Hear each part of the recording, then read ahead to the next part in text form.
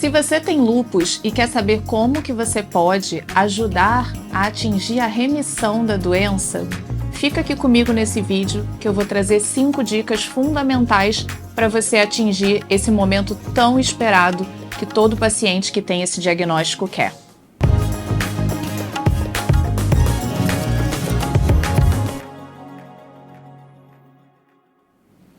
O lúpus, ele é uma doença autoimune, crônica, ou seja, isso significa que o paciente produz anticorpos que agridem as próprias células do organismo. Porém, existem tratamentos eficazes para que a gente consiga manter a doença em remissão. Mas o que é exatamente essa palavrinha que os médicos tanto falam? Remissão de doença.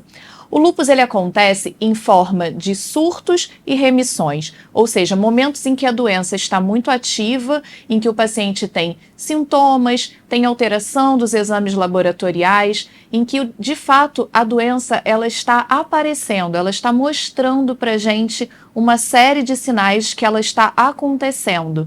Essa é a parte mais perigosa, é o momento mais perigoso e que precisa ser combatido e controlado o mais rápido possível. Já a remissão é quando a doença ela fica controlada, ou seja, quando nós conseguimos normalizar alguns exames de sangue, alguns exames de imagem e também quando a gente consegue controlar os sintomas ligados à atividade da doença. Mas o que você pode fazer para poder auxiliar o seu médico a atingir essa remissão tão sonhada? Existem 5 dicas que eu vou dar aqui para você e que são extremamente fundamentais. Por quê? Ninguém atinge a remissão de doença sozinho. Nós precisamos de uma boa equipe médica, precisamos de colaboração do paciente e, às vezes, também, com muita frequência, um bom suporte familiar e de amigos. Essas 5 dicas elas vão te ajudar a chegar nessa remissão.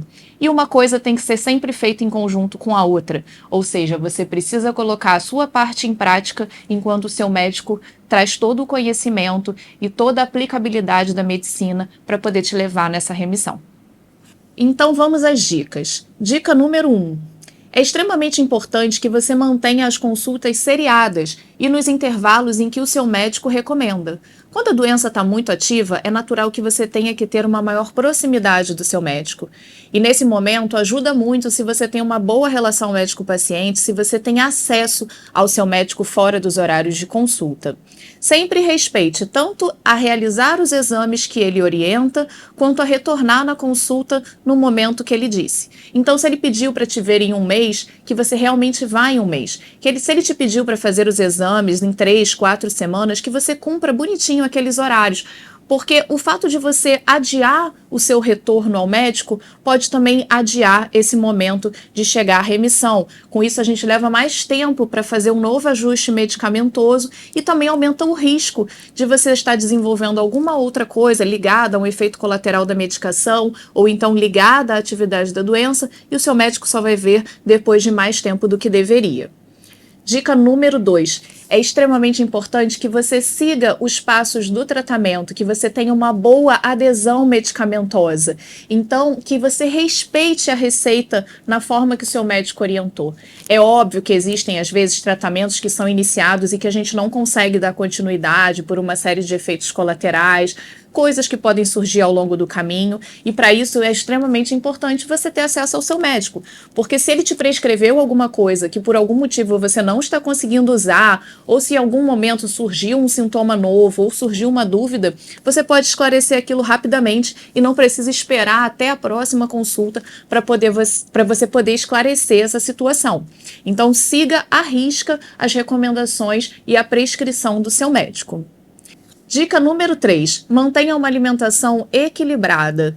Evite ultraprocessados, evite excesso de alimentação inflamatória, alimentos que tenham excesso de sal e tente manter o máximo possível no seu prato alimentos como vegetais, verduras, frutas e quantidades moderadas de proteína, a não ser que você tenha alguma restrição específica alimentar que pode ser indicada pelo seu médico.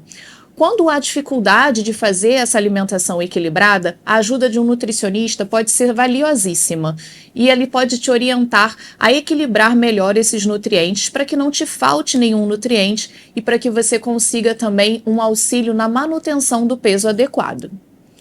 Dica número 4.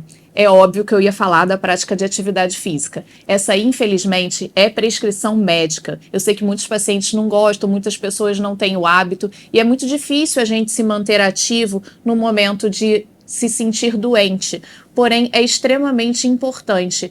Faça o que você consegue. Não precisa estabelecer metas muito longas, metas muito exorbitantes. Você pode começar devagar, você pode começar aos poucos. Criar metas curtas, metas factíveis, ajuda muito a prosperar na prática regular de atividade física. Essa é uma dica valiosíssima. Respeite o seu corpo, então crie metas que você é capaz de cumprir. E vamos para a quinta dica, que apesar de quinta não é tão menos valiosa do que as outras. Não esqueça de passar e de reaplicar o filtro solar diariamente. O paciente com lúpus precisa se proteger, pois a grande maioria possui uma questão chamada fotossensibilidade, ou seja, os raios ultravioletas eles são capazes de ativar a doença, tanto se você tem ou não o lúpus cutâneo, tendo ou não lesões na pele ligadas ao lúpus. O sol ele é capaz de ativar, inclusive, a doença sistêmica. Então é extremamente importante que você passe um filtro solar com fator de proteção acima de 60 e que você sempre reaplique ao longo do dia, principalmente se você praticar esportes e for ter muito suor ou for se molhar em algum momento do dia. Lembre-se, quando tem menos luminosidade, quando a gente está num tempo nublado, mesmo assim nós temos ainda cerca de 50% dos raios ultravioletas atuando sobre a pele e podendo causar atividade de doença. E aí, você gostou dessas dicas?